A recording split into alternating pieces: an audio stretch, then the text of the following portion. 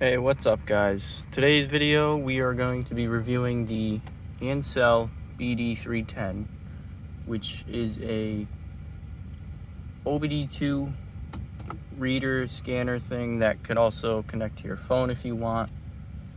And I don't really use that because it came with this magnetic clip that goes in my vent, so I just keep it here at all times.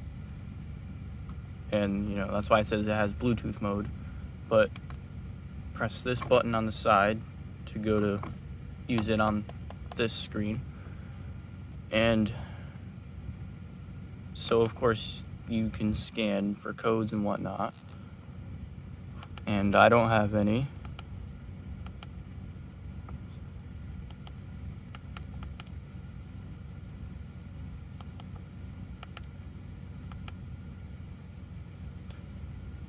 Does not support. Okay. Well, my last car was a GM, so I was able to see that. There are some things I've noticed that when I got this Ford Explorer, it doesn't do. Probably has to do with Ford's version of their Canbus or whatever. I don't know how it all works. If you had a code, you can erase them.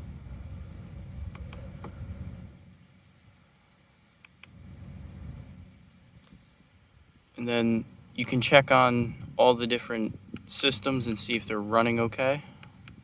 All the ones that say NA, again, goes back to what I just said. Ford doesn't support it, or at least not back in 2002.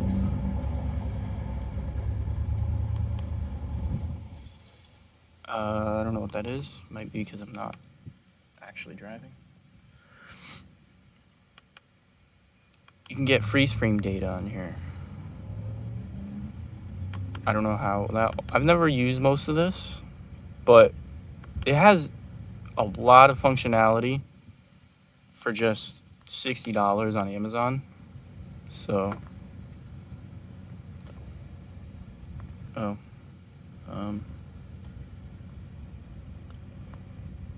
so if you want your car's VIN, you can get it from here.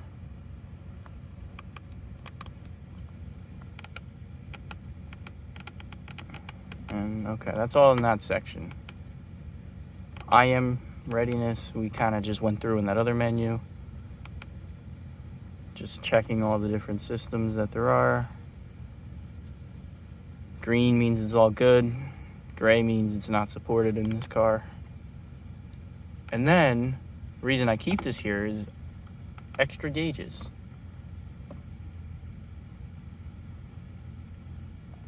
So I've got my speed and my RPMs, which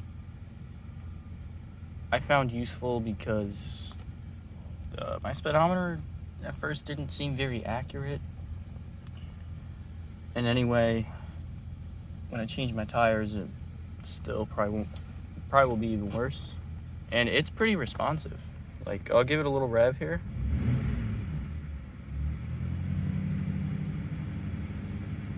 Pretty accurate. You could also monitor engine coolant temp, throttle position,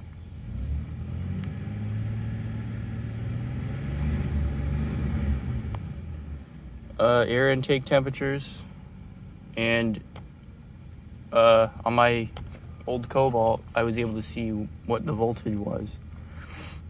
Again, not supported on older Fords, I guess. And then here's a little graph for your speed and RPMs, which I don't really use.